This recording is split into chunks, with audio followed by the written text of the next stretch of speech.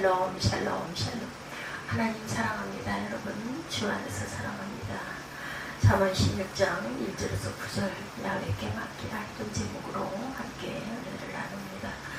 네, 함께 잠언 16장 말씀 한번 항상 보는 말씀이지만 다시 한번 입술로 고백하죠.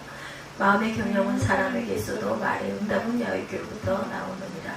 사람의 행위가 자기 보기에는 모두 깨끗하여도 야훼는 심령을 감찰하시느니라. 너의 행사를 야훼께 맡기라. 그리하면 내가 경영하는 것이 이루어지리라. 야훼께서 온갖 것을 그 쓰임에 적당하게 지으셨나니 악인도 악한 날에 적당하게 하셨느니라. 물은 마음이 교만한 자를 야훼께서 미워하시나니 피차 손을 잡을지라도 벽을 면하지 못하리라. 인자와 진리로 인하여 죄악이 속하게 되고 야훼를 경외함으로 말미암아 악에서 떠나게 되느니라. 사람의 행위가 야훼를 기쁘시게 하면 그 사람의 원수라도 그와 더불어 화목하게 하시느니라. 적은 소득이 공의를 경험하며 많은 소득이 불의를 경험하는 것보다 나으니라. 사람이 마음으로 자기 길을 계획할지라도 그의 걸음을 인도하시는 이는 야훼이시니라. 1절, 3절, 6절 그리고 9절이죠. 1절, 3절, 6절, 9절. 우리가 우리 마음으로 우리 길을 계획한다 하더라도 걸음을 인도하시는 분은 하나님이시라. 어저께 돌아가시고 나서도 이렇게 생각을 해보니 하나님이 주신 그 길의 걸음이 이렇게 보여지더라고요. 직장이 멀어서 어떻게 할까 걱정을 했더니 오히려 멀어서 가면서 회의할 수 있는 시간 그리고 대화할 수 있는 시간을 통해서 깨달아 알게 하시는 그런 은혜가 있었구나. 정말 그 좋지 않잖아요. 멀면 가까워야 좋은데 가깝게 5분 거리에 있다가 1시간 거리가 되면서 멀어서 어떻게 다니나 했는데 또 그렇게 해서 합력하여 선을 이루시는 하나님 아버지는 알고 계셨겠죠. 그때부터도 제게도 마음에 왔던 것은 이렇게 해가지고 여기 기업을 끌고 세우고 나가려고 그 CJ에서 그 긴 세월 동안을 훈련을 하고 전혀 몰랐던 부분인데 그걸 배우고 나아갈 수 있도록 해주신 하나님의 은혜 정말 감사하는 이런 생각이 전에도 들긴 했었습니다.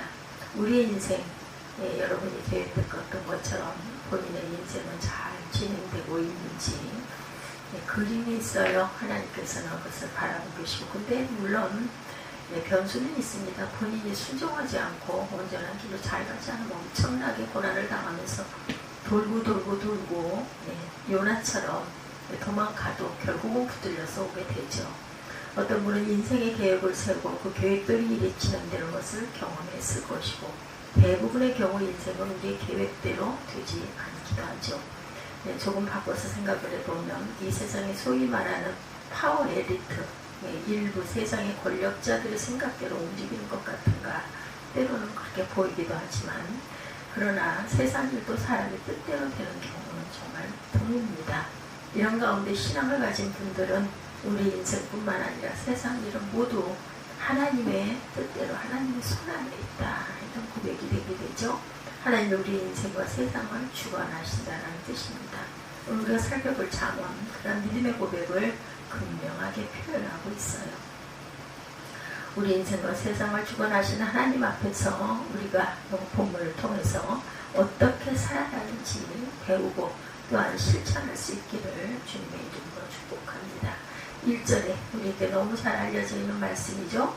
16장 1절 마음의 경영은 사람에게 있어도 말의 응답은 야훼께로부터 나오느니라. 이 말씀은 사람이 생각하더라도 그 결과는 하나님의 인도하심에 달려있다는 뜻으로 이해가 됩니다. 특별히 이러한 이해는 이 세상의 일이라는 것은 사람이 생각한 것과 같이 다른 결과가 나올 수도 있고 그런 결과가 나온 이유는 하나님 때문이라는 전체가 깔려있어요. 직접은 안 보여요. 멀리 떨어져서 시간이 지난 다음에 이렇게 지나간 행로를 돌아보면 하나님의 역사하심이 그렇게 가고 있었구나 이렇게 보입니다. 신앙의 선배들은 자신들이 생각하는 것처럼 인생과 세상이 돌아가지 않기 때문에 이러한 결론을 아마 얻었을 거예요. 사람이 아주 고심하고 세심하게 준비하고 실행한다 하더라도 일이 잘못되는 경우도 적지 않습니다. 정말 심혈을 겨울에 어떤 일을 준비하고 진행하면서 이 정도면 충분하다거나 절대 잘못될 수 없다고 여겨지던 일도 실패하거나 문제가 생기는 경우도 많아요. 오늘 본문에서 언급된 마음의 경영과 말의 응답이 바로 따로 언급된 점도 이러한 경험과 연결된 것으로 보입니다. 마음의 경영이라는 표현은 말의 응답과 대꾸를 이루고 있어요. 그죠? 마음의 경영은 사람에게 속하지만 말의 응답은 야훼께로부터 나온다 이렇게 말하죠. 경영이라고 번역된 히브리어는 질서 있게 배열하다라는 뜻을 가지고 있습니다. 전투 대형의 대열, 창세기 14장 8절에 증거합니다. 또한 재물을 위해 나무를 쌓는 방식이라고 창세기 22장 9절에 이렇게 다 끈이 연결이 되어 있어요. 법정에서 자신의 입장을 변호하는 말의 배열이라고 욥기 13장 18절에 사용되고 있습니다. 여기서 경영이라는 단어가 어떤 일을 앞두고 치밀하게 준비하고 실행하는 것을 뜻하는 단어인 것을 우리가 알 수가 있죠. 오늘날에도 경영이란 말은 어떤 일을 계획하고 관리하고 운영하는 것, 주도한다라는 의미로 사용이 됩니다. 성경은 이러한 경영과 결과가 그러한 경영을 한 사람에게 달려있지 않고 하나님의 뜻에 달려있다 이렇게 증거하고 응답을 합니다. 하나님부터 나오는 말의 응답이라는 말은 문자적으로 혀의 응답이에요. 말의 응답이 바로 혀예요. 그래서 우리가 긍정적인 말을 많이 해야 된다. 이것은 사람이 마음으로 한 생각이 말로 나오는 것까지도 하나님의 다스림과 개입이 필요하다는 것.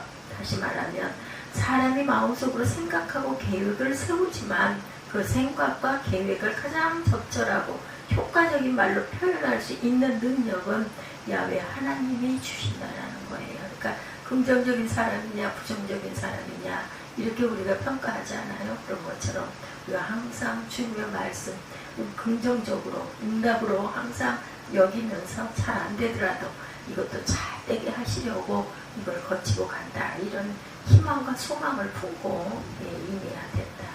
하나님이 도와주실 때 사람의 마음으로 경영하는 것이 이루어질 수 있다는 그런 거죠. 오늘 보면 9절 역시 우리에게 동일한 가르침을 줍니다. 잠언 16장 9절에 보면 사람의 마음으로 자기 길을 계획할지라도 그의 걸음을 인도하시는 이는 누구? 야훼 하나님이시다. 1절과 거의 같은 의미인 것. 사람마다 마음으로 생각하고 계획하더라도 그 일의 결과는 누구에게? 하나님께 달려있다는 거죠. 그러나 이런 성경 말씀에 반감을 갖고 계시는 분들도 있을 수 있어요. 우리 인생은 우리가 생각하고 행동하고 책임지는 거지 왜 하나님이라는 그런 인물을 우리가 개입을 시키느냐. 우리 인생에 불만을 하는 젊은 층들이 그럴 수 있겠죠. 심지어 어떤 분은 그냥 자기 마음대로 생각하고 말하고 행동하면서 사는 게 좋다고 여길 수도 있을 겁니다. 근데 만약 사람들이 자기 마음대로 말하고 행동하면 어떤 결과가 벌어질까? 지옥이 따라오겠죠. 어떤 뉴스에 그 택시 운전자 살인사건 이런 것들이 심심치 않게 실렸던 그런 기억이 납니다. 사람이 얼마나 악할 수 있는지, 그 악한 사람이 얼마나 쉽게 사람들을 속일 수 있는지를 기가 막혀 어떻게 그런 일이 있을 수 있어요. 이런 일들이 아주 비일비재하게 일어나기도 하죠.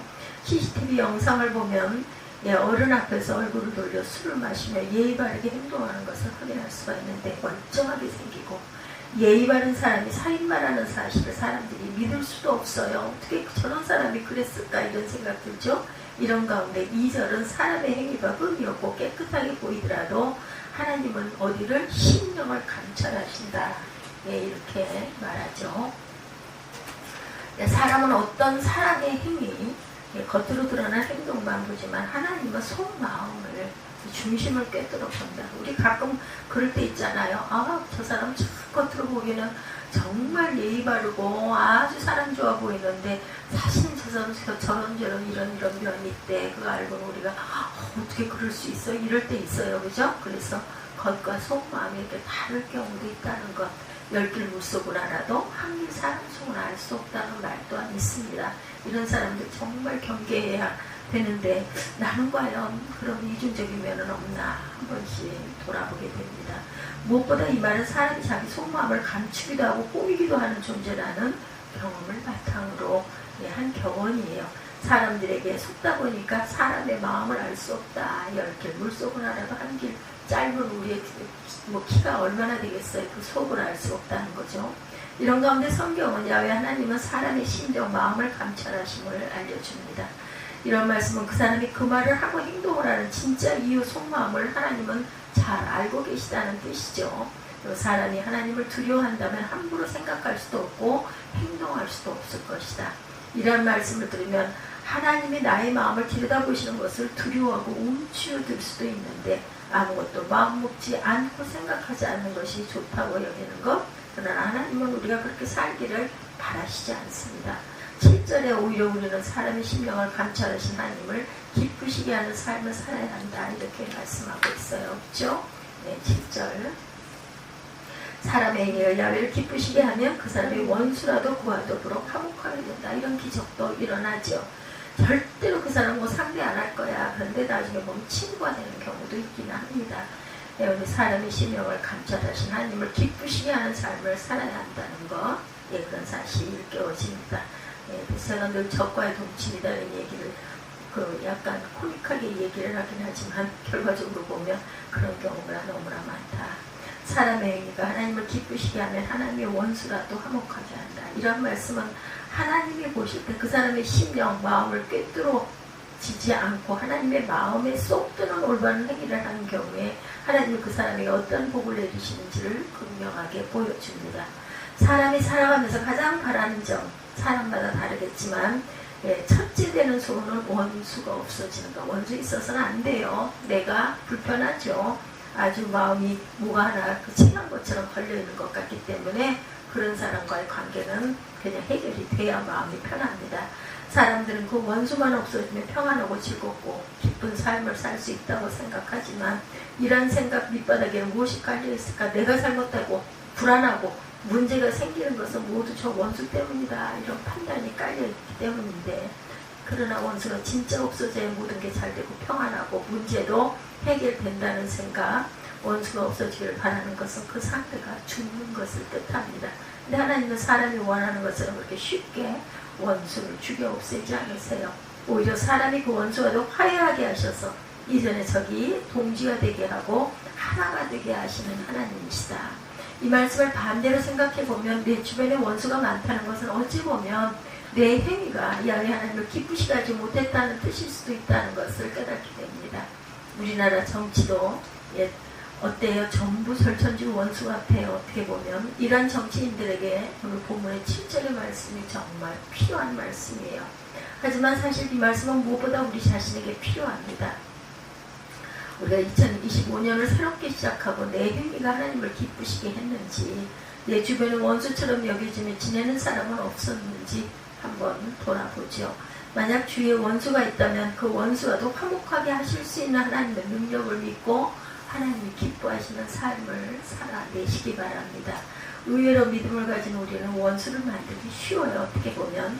왜냐하면 우리 스스로 나는 옳고 저 사람은 틀렸다고 판단하고 정죄하는 경향이 강하기 때문에, 그래서 이러한 점을 깨닫고 나의 판단, 정죄, 그 모든 것을 내놓을 수 있어야 되겠다. 그리고 그 원수를 위해서 기도해야 되겠죠. 그것을 하나님이 기뻐하시고 바라시는 부분이다. 화해하고 화목하는 것을 원하시는 하나님.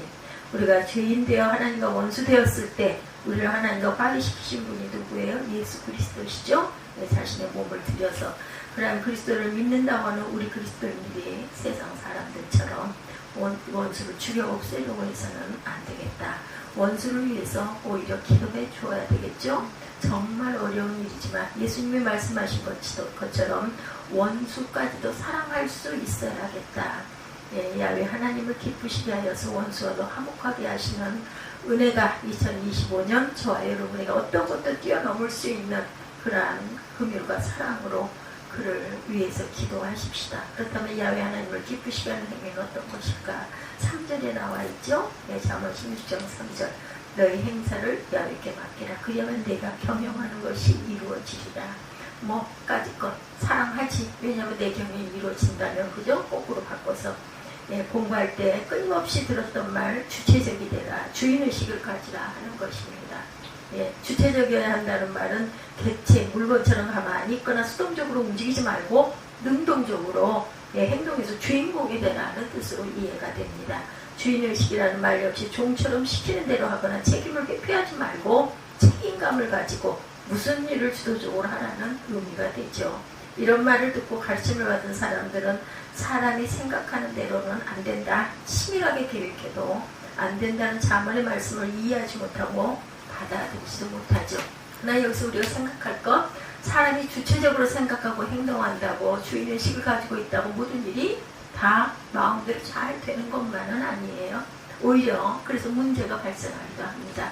왜냐하면 사람이 자기 중심적으로 말하고 행동하고 여러 사람이 모인 조직에서 자신이 생각한 대로 다른 사람이 움직이기를 원한다는 것을 다른 사람이 받아들이지 못하죠. 특별히 모두가 자기 중심적이고 주인처럼 말하고 행동하면 옆에 사람과 자꾸 부딪히기 쉬워요.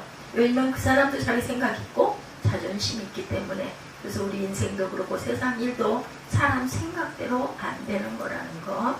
이런 가운데 하나님 오늘 자문의 말씀을 통해서 우리의 경영하는 것, 우리가 치밀하게 생각하고 그 계획한 것을 성취하는 비결을 알려주세요. 우리 모든 행사를 어디에? 야훼께 맡겨라. 그러나 오늘날 사람들은 자기를 다른 사람들에게 쉽게 맡기지 않습니다. 주체적으로 살려고 하고 주인의식을 가지려고 세상에 가르치고 있는 그런 가르침에 대부분의 사람들이 따라가고 있기 때문이다. 하나님은 세상에서 강조한 주체적으로 살려는 의지, 주인의식을 잠시 내려놓고 하나님께 맡기라고 말씀하세요. 야훼 하나님께 맡기라는 말씀은 그것은 우리의 연약함, 부족함, 한계를 인정하고 하나님의 주권 능력을 의지해야 한다는 뜻이죠. 사람이 아무리 똑똑하다 해도 능력 있다 해도 하나님과 비교할 수는 없죠. 바울은 하나님의 어리석음이 사람보다 지혜롭고 하나님의 약하심이 사람보다 강하다 이렇게 선포합니다. 고린도전서 1장 25절이죠. 만약 자기가 하나님보다 더 지혜롭고 일을 잘 처리할 수 있다고 생각한다면 그 사람은 교만한 사람이죠. 그런 교만한 사람을 하나님은 미워하신다고 오늘 5절에 분명히 말씀하세요. 성경은 여러 곳에서 교만에 대해서 경고합니다. 그러므로 우리는 나를 드러내고 나를 내세우는 것을 잠시 멈추고 모든 일에 하나님을 인정하고 하나님께 맡길 수 있어야겠다. 예, 하나님은 우리의 모든 일을 맡겨도 될 만큼 지혜로우시고 능력이 많으신 분이에요. 예, 새롭게 시작한 한 해가 어느덧 벌써 그저 허리를 넘어서서 7월달이 됐습니다. 아마 금방 8월, 9월, 10월이 될 것 같아요. 내가 올해 나의 생각과 계획을 어떻게 줄이고 하나님을 의지하고 왔는지, 하나님께 맡기며 나아가고 있는지를 돌아보십시다. 하나님께 맡기라 할 때 두 손 놓고 가만히 앉아 있으라는 것은 아니죠. 우리는 여전히 생각도 하고 계획도 세우고 우리가 할 수 있는 일을 열심히 합니다. 그럼 무엇이 다른 것일까? 그것은 내가 하려는 것, 내가 원하는 것을 내려놓고 하나님이 원하시는 것, 하나님이 이루고자 하시는 일이 이루어지기를 바라며 나아가는 것. 예, 지금까지 내가 앉아있던 주인 자리를 하나님께 내어드리는 거예요. 건강도 사업도 자녀도 내가 계획을 짜고 모든 것을 통제하고 하나도 오그러지지 않도록 치밀하게 계획하고 조율하고 관리하고 실행해도 모든 일에는 변수가 생기기 마련입니다. 그 변수를 통제하실 수 있는 분은 하나님밖에 안 계시다. 그래서 오늘 잠언 말씀이 알려주듯이 하나님으로부터 응답이 없으면 경영한 것을 이룰 수 없는 것이라는 거. 만약 우리가 하나님께 맡기면 우리의 뜻이 하나님의 뜻에 합치될 때 하나님이 우리의 경영하는 것을 이루어 주실 것이다. 하나님 기뻐하시는 게 뭔가를 먼저 생각하는 거죠. 내가 원하는 게 뭔가를 생각하는 게 아니라 우리의 걸음을 선한 길로 인도해 주실 것이다. 우리 모두 지난 그 세월 어려웠던 때 있었죠. 코로나로 인해서 무척 힘든 시간을 보냈어요. 지금 생각하면 까마득하고 언제 그랬냐 생각이 나는데 그때 정말 불편했잖아요. 제가 오죽하면 얼굴에 그렇게 뭐죠 그게 그런 것들이 막 나가지고 지금도 고생을 하고 있는데 마스크 때문에 건강이 나빠지기도 하고 또한 직장과 사업에서 어려움을 겪은 분들도 많이 계십니다. 교회들이 문을 닫고 우리가 직접적으로 피부로 그걸 느끼지를 못해서 그렇지 상당히 많은 교회들이 무너진 그런 사건, 자녀들에 대한 염려가 큰 분들도 계실 것이고 모든 일을 이전과 똑같이 내가 중심이 되어 하려고 하지 말고 이제 맡기는 억지로 되는 일은 아니니 그죠? 그리고 내가 할 수 있는 일, 오늘 내가 할 수 있는 일을 묵묵히 최선을 다하는 것, 그것이 하나님이 기뻐하시는 일이 아닐까. 아무것도 하지 말라는 말씀이 아니라 하나님이 원하시는 방향으로 하나님이 기뻐하시는 모양으로 계획하고 시행해 나가자. 그럴 때 하나님이 우리가 생각지도 못했던 일을 행하시는 놀라운 능력이 드러날 것이고 감사하게 될 것이다.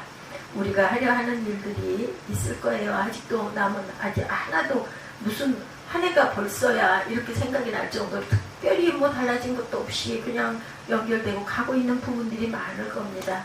다시 계획을 세우셨을 수도 있어요. 그러나 나의 계획, 나의 생각을 내려놓고 하나님께 맡겨보고 하나님이 기뻐하시는 것을 향해서 나아가는 그런 마음 자세가 좀 되자. 잠시 쉬어도 된다는 의미이기도 합니다. 맡긴다는 것은 여태까지 맡길 사람이 없어서 나 혼자 짊어지고 끙끙 앓고 있었다면 이제 하나님께 맡기고 잠시 쉬기를 바란다.